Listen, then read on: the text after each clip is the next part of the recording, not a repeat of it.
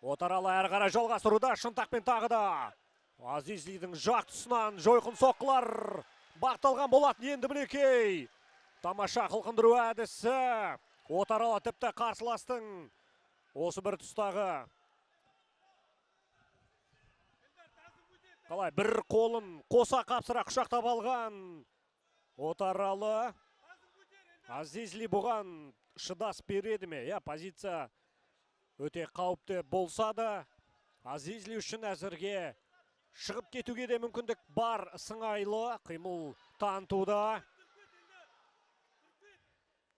Өте жойқын жекпе-жектің сценарийіне тап келдік.